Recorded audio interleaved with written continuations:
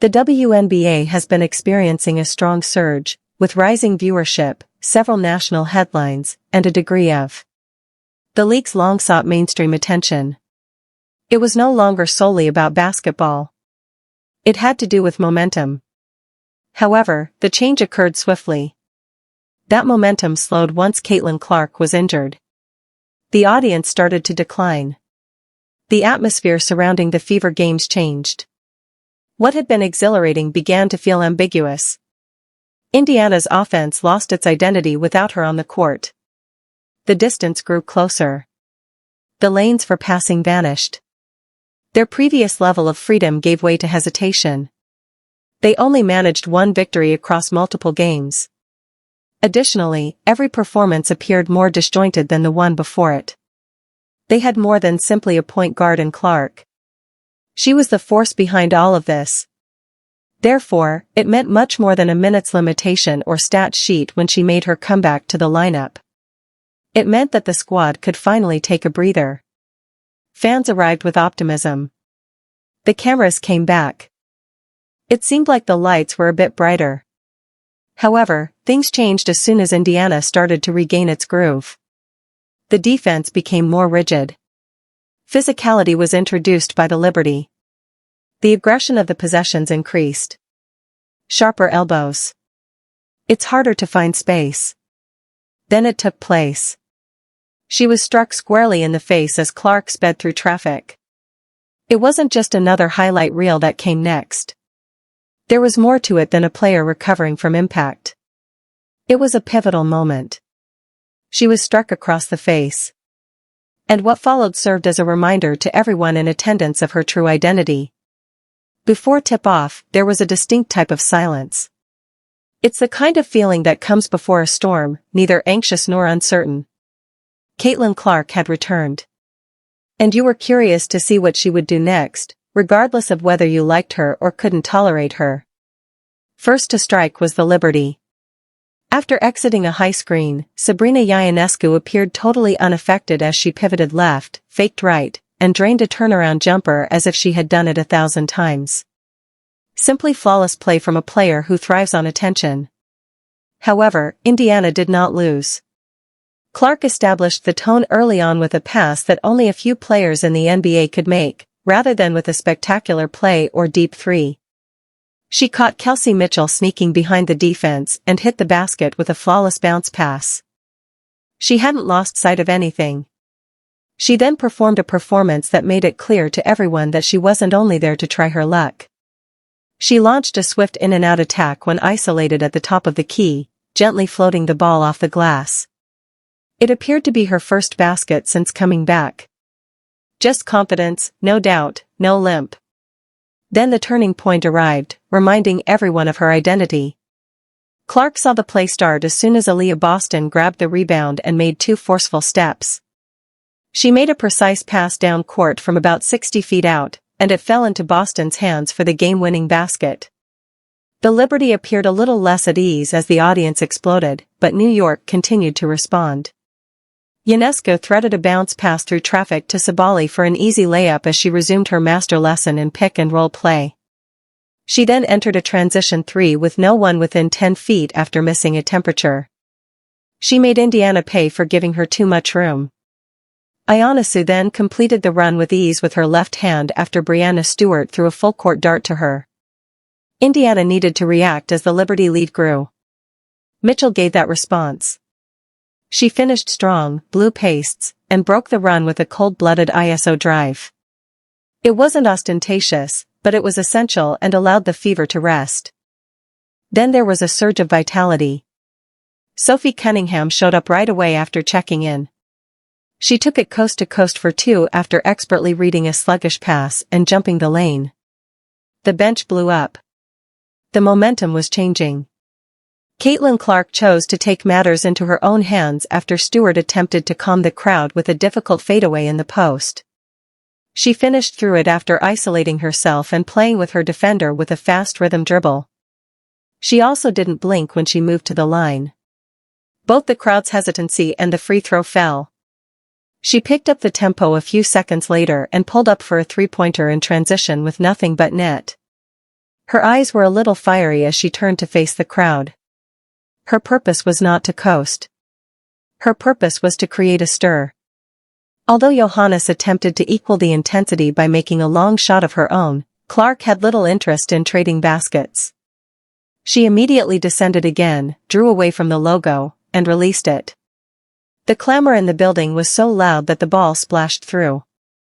Still not done, she danced behind the arc, buried 3 more, and broke down her defender once more. She had total control of the tempo and scored 14 points in the quarter as a result. Despite holding on to a slim advantage, the Liberty received a clear warning at the end of the first quarter. Not only was Caitlin Clark back, but she was getting hotter, and nobody could ignore what was about to happen, not even the Liberty. Indiana maintained retaliating while the Liberty continued to attempt to manage the pace. "You simply do not leave," the one player said as New York scurried during the transition, bodies flying across the floor. On the wing, Caitlin Clark floated into clear space, collected the pass cleanly, and got to her feet. There was never any doubt about the shot. It only struck the net. The Fever took the lead for the first time during the night, and the atmosphere in the building changed immediately. It didn't last long, thanks to Sabrina Ionescu.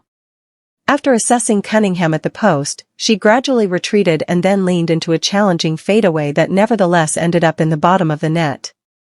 It was a seasoned move, the type that displays composure when the game gets intense. Conversely, Indiana kept pointing out defensive flaws. As her defender ball watched for a brief moment, Kelsey Mitchell saw the back door wide open once more and cut hard. She finished firmly through the contact after the pass struck her in stride. The bench stood up, the whistle blew, and the rhythm of the Fever began to click once more. In response, Natasha Cloud found Sabali for a simple layup by squeezing through the paint. The momentum never remained in one spot for very long, and it seemed like both teams were now trading haymakers rather than merely shots. The audience then grew once more.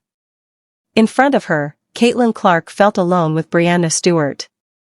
Calmly assessing her, she moved back into the open area well beyond the arc and launched it. The ball appeared to be floating above the scene as it dangled in midair. The crowd erupted when it fell. Clark couldn't resist cracking one back as Stewart gave her a disbelieving expression. One shared moment, 2 stars. Clark wasn't finished, but no words were required. She made room at the top, attracted 2 defenders, and sent Lexi Hall with a flawless pass that allowed her to knock down the open 3 on the very next possession. Now, Clark was dancing wildly. Every pass she made turned into a threat, and every move she made bent the defense. In an attempt to slow things down, the Liberty and Stewart engaged in a traditional give-and-go. It was successful. Cutting through the cacophony, Stewart ended near the rim. Although everything was clean, what followed was still the same. The mood of the evening abruptly changed with just over 4 minutes remaining in the half. As Clark was crossing the roadway, Natasha Cloud flung her arm back in a struggle for space. It caused Clark's face to flush. She instantly took a step back, obviously trembling. The performance ceased. Supporters held their breath. The murmur in the arena abruptly turned from joy to rage. Clark did not strike back. Although she didn't protest, her expression was quite clear. She had already experienced being struck. The situation was becoming too familiar. She stood out where other players could have folded. She calmly hammered the mid-range jumper after approaching Cloud and freezing her with a behind-the-back move. Kelsey Mitchell launched an attack right away, dribbling past Ionescu and making contact at the end. It was the type of reaction that ends a run before it even gets started. Caitlin Clark then returned to her job. She looked around the floor during transition, located Lexi Hull up on the wing, and made a flawless pass. Hull had a pure shot. For the Fever, another 3. Aaliyah Boston made her own remark after that. She faked a quick pass from the short roll, stopped the defender, and took it directly to the rim for a clean finish. Once more, Indiana's offense was booming. Clark had not finished.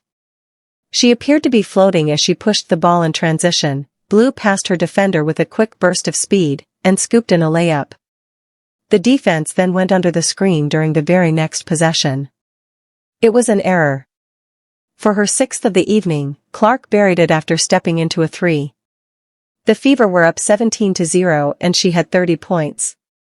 At last, Stewart ended the drought. She posted up a smaller defender and spun into a delicate jumper that found the net, taking advantage of her size. Indiana, however, remained nimble. Carlson calmly knocked down the open three after being left alone in the corner. The Liberty were still scurrying, and the ball movement had not halted. Ionescu attempted to respond with a floater, but it bounced off the rim and then fell through. Johannes was on the wing when she pushed in transition and sank the three to cut into the advantage. Ionescu also made another three-pointer off the inbound shortly before the period was over. Even though she was now 27 years old, the Fever had a 9-point advantage going into the fourth. The Liberty got off to a fast start in the fourth quarter.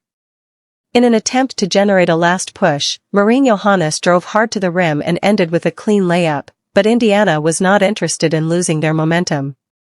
At the high post, they ran the offense through Boston. She also calmly kicked it out to Carlson when the doppelganger appeared. Carlson entered the shot and buried the three after being left alone on the edge. The Fever continued to rise. With complete control now, Boston noticed Kelsey Mitchell in the corner. Mitchell punished her defender for being late with yet another flawless triple.